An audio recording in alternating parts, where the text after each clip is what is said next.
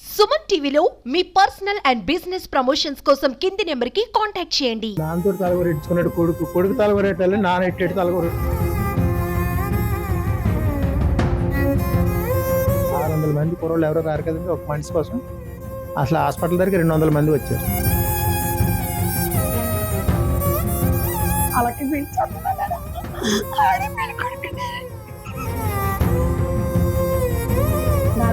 కొడుకు మనోడు కదమ్మా, చిన్న కొడుకే అంత మంచి మహారాజా. కుటుంబం అంతా ఆనందం అయిపోయిందమ్మా. నిన్న ప్రీ రిలీజ్ ఈవెంట్ రాజమహేంద్రవరం లో జరిగిన ప్రీ రిలీజ్ ఈవెంట్ కి వెళ్లి వస్తూ ఉండగా ఇద్దరు యువకులు యాక్సిడెంట్ లో మరణించడం జరిగింది. అయితే వీరిద్దరూ కూడా కాకినాడకు చెందిన వారే. ప్రస్తుతం మనము అందులో ఒకరైనా చరణ్ ఫాదర్ తో ఉన్నాము. సార్, నిన్న మీకు వాళ్ళు చెప్పే వెళ్ళారా? అసలు మీకు ఎలా తెలుసు? చెప్పారమ్మా, సంతకాడు అడిగారు వెళ్తానని, ఏదో పాస్లు అవి వచ్చాయని. కానీ వెళ్ళొద్దు, దూరం కదా, ఎందుకు అనవసరం, నైట్ ప్రయాణం బాగోదు, అది ఇక్కడ టీవీలో చూద్దాంలే అని చెప్పంటే నాన్నగారు అని బతిలాడి ఏదో రకంగా వెళ్ళి వచ్చేస్తాం, బేగ వచ్చేస్తాం అని చెప్పి వెళ్ళారండి. వెళ్ళాక ఇంకా అక్కడ ఏదో కొంచెం చూసి మళ్ళీ అటు నుంచి రిటర్న్ అయ్యారు. రిటర్న్ అయిన తర్వాత ఈ రంగంపేట దగ్గర ఎక్కడో చిన్న డీసీఎం వ్యాన్ ఏదో గుద్దితే మనోడు పడిపోయి ఒకడు స్పాట్లో చచ్చిపోయాడు.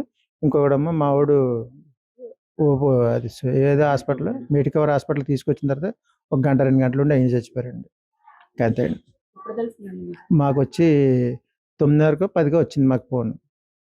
ఆ ఫోన్ వచ్చేటప్పటికి మేము వెళ్ళాం. వెళ్తేప్పటికి మెడికవర్లో పెట్టారు బాడీని. ఈ లోపల అతను సంతకం పెట్టించుకున్నాడు. 1 గంట సేపు చేశారు.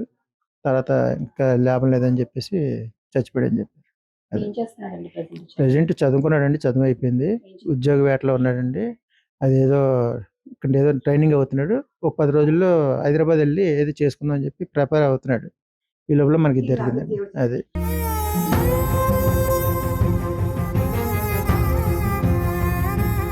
మీకు ఎంతమంది అండి? 2 అమ్మాయిలండి, ఒక బాబు. అమ్మాయిలమ్మ పెద్దోళ్ళండి, అబ్బాయి అమ్మ చిన్నోడు. వాళ్ళు కూడా ఇక్కడే ఉన్నారండి హైదరాబాద్లో. సినీ నిర్మాతల యూనిట్ నుంచి మీకు ఏమైనా ఆర్థిక సాయం వచ్చారండి. సినీ నిర్మాతలు ఇప్పుడే వచ్చారు. దిల్ రాజు గారు వాళ్ళ బ్యాక్స్ టీము 5 లక్షలు ఎంత ఇచ్చారు. మీకు ఏదైనా సాయం కలిసి మేము చేస్తామని అన్నయ్య అనేసి భరోసా ఇచ్చి వెళ్ళారు. అది జనసేన వాళ్ళు కూడా వచ్చారు. తర్వాత ఇప్పుడు వచ్చారు, కన్నబాబు గారు కూడా వచ్చారమ్మా.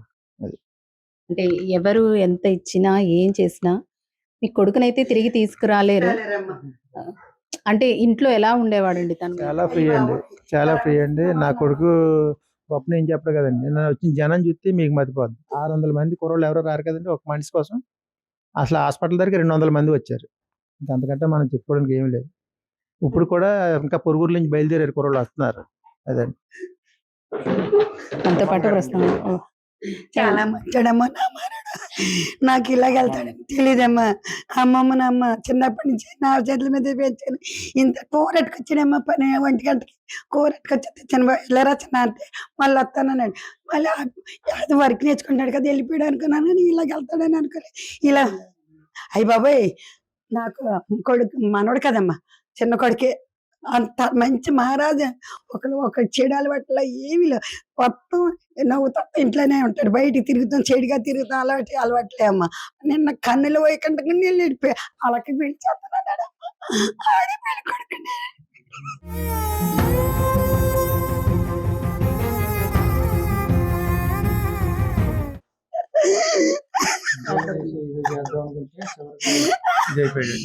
ఉద్యోగం చేసి అక్కలకి నాన్నకి అన్ని భరోసా ఇద్దాం అనుకున్నాడు.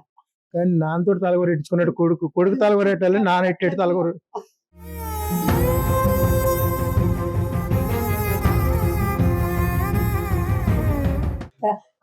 ఆ కన్న తల్లి అంతే ఎడుతుందమ్మ గడుపుకోత. ఎలా ఉండేవాడండి? నాతో కొంచెం నేనంటే కొంచెం జాగ్రత్తలు అయ్యి చెప్తానని, నేనంటే కొంచెం భయంగా ఉండేవాడండి. మా అబ్బాయితో ఏదైతే ఇంకా సొంత ఒక కొడుకులాగా చూసుకునేవాడు అంటాడు. మా అబ్బాయి మేనల్ని అంత ఇదిగా చూసుకునేవాడండి. 2 ఆడపిల్లలమ్మ, ఒక కొడుకు, గారాల కొడుకు అండి. ఇద్దరికి తల్లికి అయితే ఇంకా పొడుగుకి పక్కలోనే పడుకుంటుండేవాడు అండి. అంత గారాబం అంటండి. కానీ చెడు అలవాట్లు అయ్యి ఏమీ లేవండి. మంచి కుర్రాడు, కాకపోతే జాగ్రత్తగా ఉండు బాబు, ఇలా చేసుకో అలా చేసుకో అని చెప్పేవాడిని. పిల్లలకి మేము చెప్పినవి, పెద్దలు చెప్పినవి కొంచెం ఇదిగా ఉంటాయి కదమ్మా. అందుకని నాతో కొంచెం ఫ్రెండ్లీగా ఉండేవాడు కదా. కోపం మాట్లాడేవాడు, మంచి కుర్రాడు. కాకపోతే నేను జాగ్రత్తలు చెప్తానని కొంచెం నా మీద కొంచెం పాపం భయం చెప్తాననేసి. అందుకని ఎప్పుడు తెలుస్తుందండి మీకు? మాకమ్మ మాకు 12:30 1 గంట అయింది. మాతో చెప్పలేదు భయపడతాను. తెలియకుండా దాస్తామండి. ఇంట్లో ఇంట్లో బాధపడతారని చెప్పేసి ఎవరికి తెలియకుండా మేము అలా ఉంచామండి. తెలుతాం తెల్లారి 4 గంటలకి అందరికి ఎలా తెలిసిపోయిందో 4 గంటలు తెలిసింది అందరికి ఎవరికి తెలియదు. మేము అన్ని చూసేటప్పటికే అన్ని బతికించుకుందామని చూసామండి.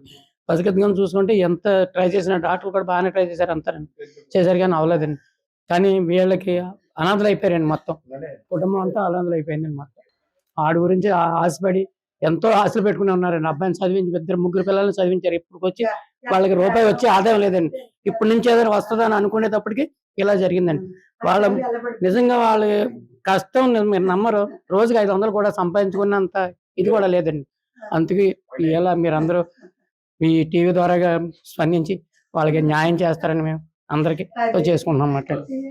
దానికి అతి వేగం ఇద్దరి ప్రాణాలను బలిగుందనే చెప్పుకోవాలి. అందులో ఈ చరణ్ కూడా ఒకరు. నిన్న ఈవెంట్ కి వెళ్ళడం, అయితే ఇదే సమయంలో యాక్సిడెంట్ లో ఇద్దరు ప్రాణాలు కోల్పోవడం జరిగింది. అయితే వీళ్ళ బాధను, వీళ్ళ కష్టాన్ని అసలు వర్ణనాతీతం అన్నమాట. చేతికి అందొచ్చిన కొడుకు కానరాని లోకాలకు వెళ్ళిపోవడంతో వీళ్ళంతా కూడా కన్నీరు మున్నీరుగా వెలిపిస్తున్నారు. ఎప్పుడు కూడా తల్లిదండ్రులతో సంతోషంగా ఫ్రెండ్లీగానే ఉండేవాడు.